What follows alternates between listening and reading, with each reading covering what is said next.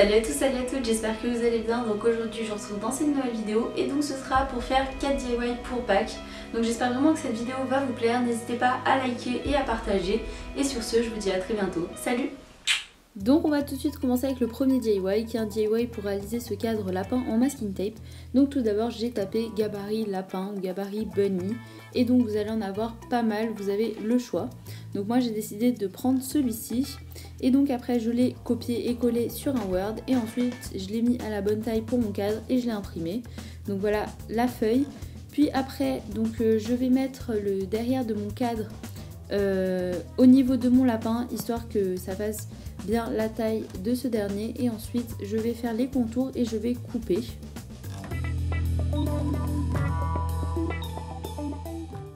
Ensuite à l'aide d'un crayon gris je vais prendre une autre feuille que j'ai coupée donc de la même taille et je vais reporter grâce à ma feuille en fait mon gabarit lapin histoire que j'ai en gros une partie avec un passage, une feuille pardon avec le gabarit lapin donc la feuille telle quelle et ensuite un autre où j'ai découpé à l'intérieur pour pouvoir mettre le masking tape par dessus.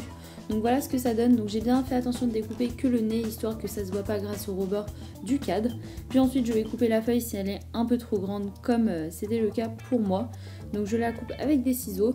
Puis ensuite nous allons nous atteler au masking tape. Donc tous mes masking tape je les ai trouvés chez Cultura, chez Casa, voilà dans tous les magasins comme ceci, tous les magasins de loisirs créatifs en fait. Et donc sur ma feuille où il y a mon gabarit de lapin non découpé, je vais mettre mes masking tape comme ceci, donc selon la combinaison que j'ai choisie. Il vous suffit juste de les coller et de couper au bout. Donc voilà ce que ça donne. Après donc j'utilise du scotch double face, donc je crois que ça s'appelle comme ça, enfin les deux parties sont collantes. Et donc je vais mettre 4 bandes de scotch sur le côté et ensuite je vais coller ma feuille pleine de masking tape. Après je vais prendre mon empreinte, mon gabarit voilà, du lapin et donc je vais mettre du scotch double face et le coller par dessus mon masking tape. Donc personnellement j'ai d'abord fait les gros angles entre guillemets et pour les petites finitions j'ai collé ensuite par dessus du masking tape. Je mets une dernière bande de masking tape puisque j'ai coupé ma feuille un peu trop court, donc voilà on arrange l'erreur. Puis ensuite je mets donc ma sorte de vitre en plastique, puis ensuite mon derrière de cadre. Il me reste plus qu'à remettre bien les petites encoches pour que mon derrière tienne. Et voilà. Donc voilà, DIY franchement vraiment très simple. Il vous suffit juste d'avoir des masking tape, un cadre et de quoi imprimer. Voilà. Et donc après, il va super bien avec votre chambre et l'esprit de Pâques. On s'attelle maintenant au deuxième DIY qui est pour réaliser ce petit lapin pompon. Donc tout d'abord, il va vous falloir une fourchette et de la laine. Donc vous pouvez en trouver dans les magasins de loisirs créatifs. Et les fourchettes, normalement, vous en avez chez vous. Donc tout d'abord, je fais un nœud et ensuite sur un côté donc de la fourchette. Et ensuite, je vais enrouler mon fil. Donc beaucoup de fois comme ceci, voilà. Donc jusqu'à ce que en fait l'épaisseur vous convienne. Personnellement, il faut faire donc un petit pompon et un plus gros. Donc là, je vous ai montré pour le petit. Donc ensuite on coupe à peu près 20 cm après la laine pour réaliser un nœud. Donc on va passer le fil entre l'encoche du milieu et ensuite on va le repasser sur le bas de l'encoche. Je pense de toute façon que les images parlent d'elles-mêmes. Et donc on fait ça plusieurs fois afin qu'il y ait en gros deux parties dans notre amas de laine. Et donc ensuite on fixe bien le tout avec un nœud. Puis après je vais enlever mon nœud de la fourchette, enfin mon futur pompon en fait, je sais pas pourquoi j'appelle ça un nœud. Et ensuite je vais passer mes ciseaux à l'intérieur et je vais couper donc les deux côtés. Donc là je vous montre avec un côté, donc c'est assez dur. Mais bon, au bout de 2-3 minutes vous en avez fini. Donc voilà ce que ça donne pour le premier côté et donc il ne vous reste plus qu'à faire le second. Donc voilà pour le premier pompon, je vous ai pas montré comment faire le second, mais il fallait juste rajouter plus de laine pour qu'il soit plus gros.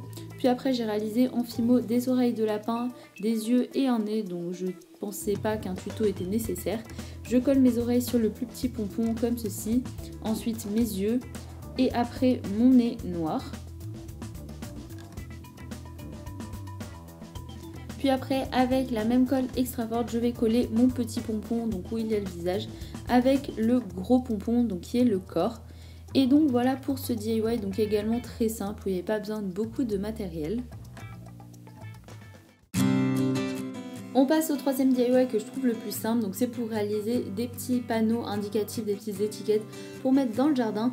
Donc je vous ai pas montré comment réaliser les bases, on va dire, des étiquettes, mais tout est expliqué juste ici à ce moment-là en titre. Donc voilà, j'ai réalisé des œufs, des carottes et des lapins comme ceci. Donc il vous suffit tout simplement de les couper à l'aide de ciseaux, donc de couper les contours comme vous pouvez le voir maintenant.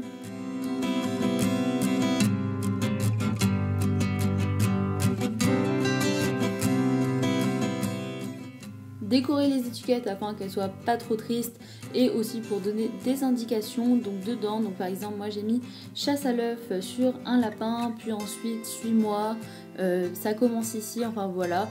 Donc n'hésitez pas à faire des petites décos, voilà, comme ceci.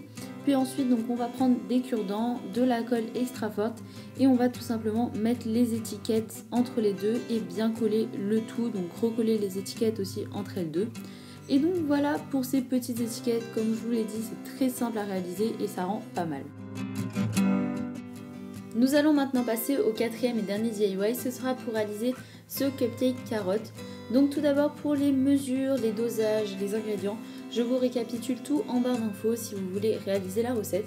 Mais donc il va falloir mettre du beurre à fondre, donc personnellement je le mets pendant que mon four chauffe, donc thermostat 200. Puis ensuite nous allons casser 2 œufs dans un bol et ensuite mettre le sucre. Donc après il va falloir battre les œufs avec le sucre à l'aide d'un fouet.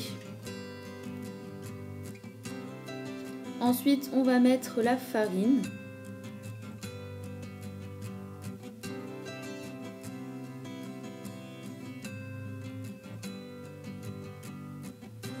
Puis après il va falloir rajouter la levure et enfin le beurre fondu. Et donc il va falloir mélanger tout ça, n'hésitez pas à rajouter de la vanille si vous le souhaitez. Puis ensuite comme nous faisons des cupcakes au chocolat, je prends des carrés de chocolat, je mets un peu d'eau et je fais fondre dans mon micro-ondes, donc thermostat à 650 watts. Et donc après je fais à peu près 30-40 secondes. Et donc j'ajoute le chocolat dans ma préparation et ensuite on mélange le tout. Puis après votre pâte est prête, donc il vous reste plus qu'à les mettre dans des bases de cupcakes. Donc personnellement on les a eu dans un kit, mais vous pouvez en trouver en papier à Carrefour ou dans les magasins comme ceci. Et donc à l'aide de 2 cuillères, on les place comme cela. Personnellement on en a fait aussi nature parce que j'étais avec mes 2 petites sœurs en train de cuisiner. On met au four et ensuite on ressort, donc 10-15 minutes après, en fait ça dépend si ce sont des petits cupcakes ou des grands, donc je vous surveille de bien rester à côté du four pour surveiller.